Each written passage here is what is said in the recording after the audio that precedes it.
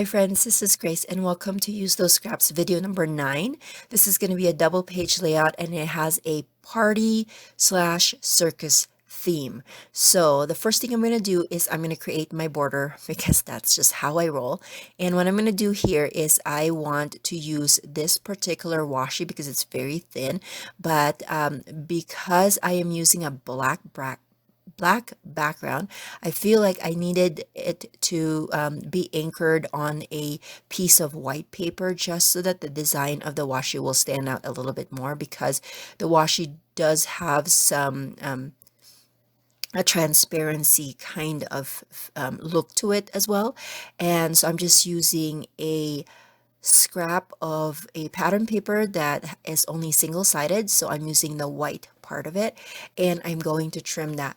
I'm only going to use the border on the three sides of the layout, so the bottom and then the left and the right side, because I'm going to create some kind of a like a circus curtain type of look on the top.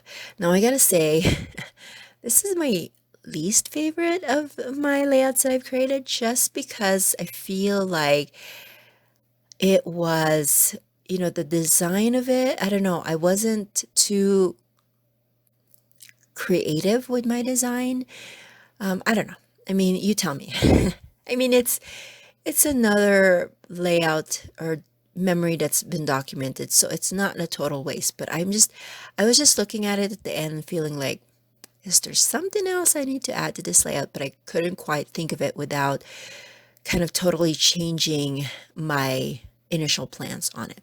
Anyways, we're gonna go back to the layout. So again, I have created the borders here and I am going to adhere that on again, the bottom and the sides of my layout.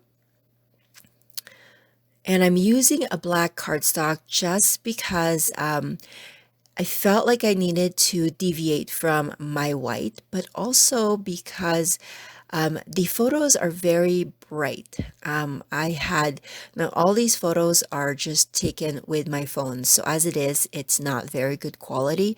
But then when I edit them for processing, to print, I did brighten it up a little bit more just so that it's not too dark in my eyes. And so I felt like I kind of, I don't know, made it a little too dark, but it's okay. It will work out. So these photos are of taking my kids to a amusement park, or no, sorry, not amusement park, but a um, what is that word? An arcade. I've taken them because it was my son's, I want to say 18th birthday. No, 17th. He turned 17 at this time. And it was during COVID time. So we decided that we were going to go to this place where it's mostly outdoors. They did turn some of the buildings or the insides for parts of the arcade, but they do have some machines outside as well. And then my son invited one of his buddies to go. So I had 4 kids, and then we all went to this place. And the fun part about this particular arcade was that they they pride themselves to be a nickel arcade. And of course, not all of their machines are nickels or even dimes, but they have very, very old machines and they do accept nickels and dimes. I'm not sure if pennies, I can't remember, but that's some of the pictures that I've taken here. And one of the pictures was of this, I guess back in the day, the arcade machines are not very, I don't know, their games are not very like interactive. You just see like this particular one that I had taken the idea of making the curtains with. You put your money in, and then you have this monkey that hits like um,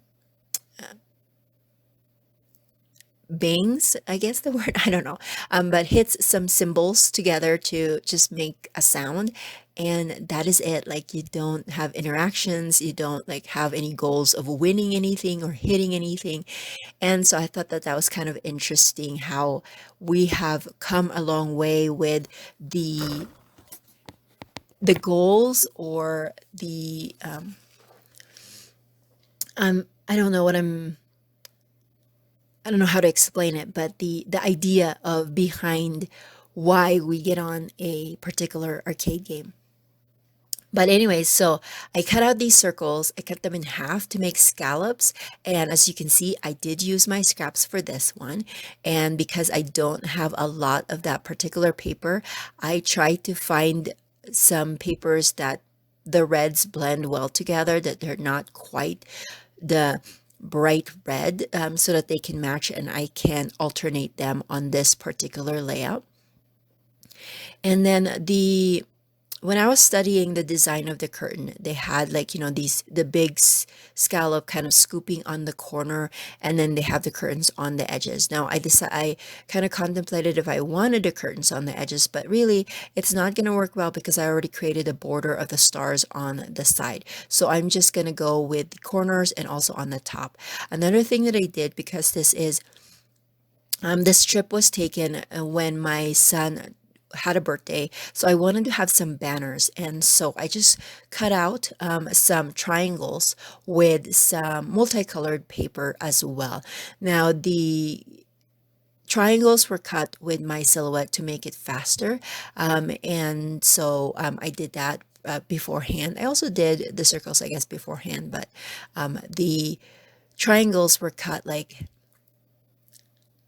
way in advance. What I did was I've designed all of the layouts that I was going to create for this particular series, and then thought about all of the homemade embellishments that I was going to create, and then did some mass cutting of them one time. So I cut out all of the tree trunks for layout number one, and then the window for, or the windshield that I used for layout number seven, and then the ice cream scoops that I used for layout number eight, and then the Christmas ornaments. What layout was that? Number five. And then these triangles. So I've cut them all ahead of time. And so these photos are also a combination of 3x4 and 2x3s. I just had a lot of photos that I wanted to add to this documentation, and so it's a combo of those two sizes, and they are also some vertical and some horizontal. And so I'm trying to figure out the best way to make sure that I combine them all in in the bottom or on the bottom of the layout, since they are just going to stay on that specific area, so that there's a little bit of order on this and not just like a bunch of photos all over the place and then the embellishments. I guess I could have done it that way too, but I don't know, I like order in my layouts.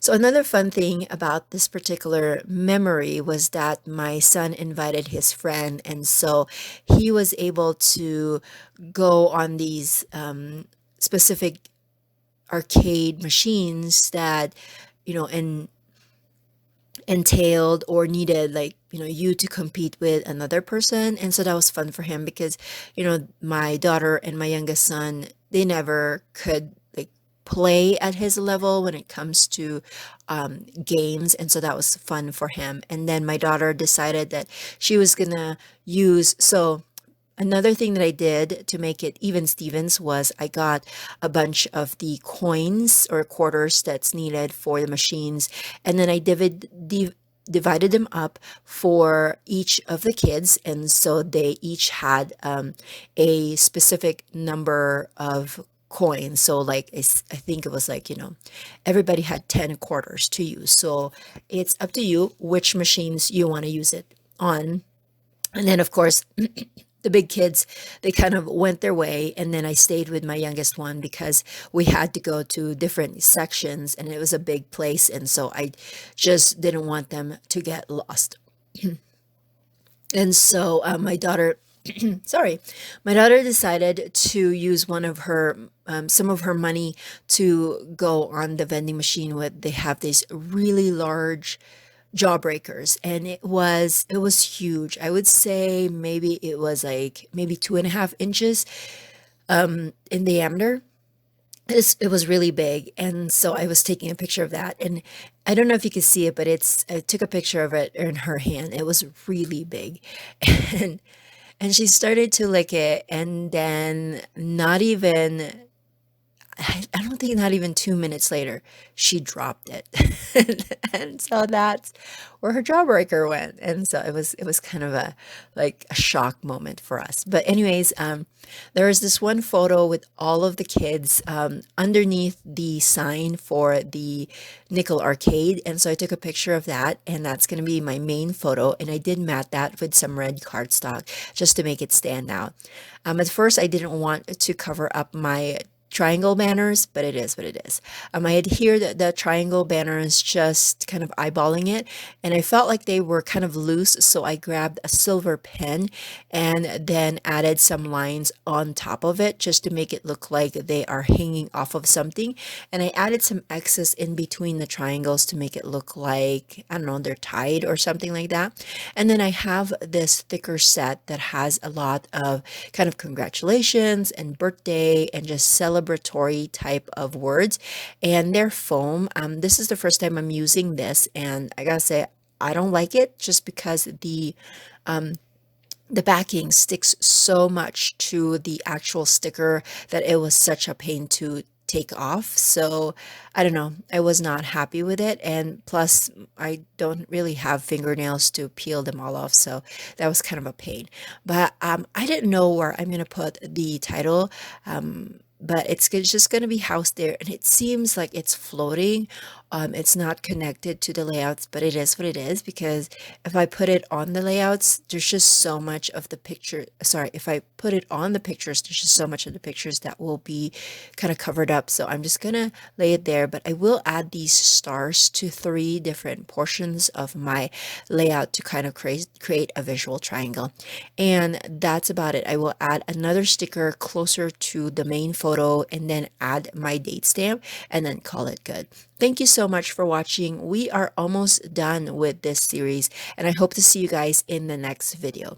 If you like these videos, please consider giving it a thumbs up and subscribing, and I'll see you guys later. Have a good one. Bye.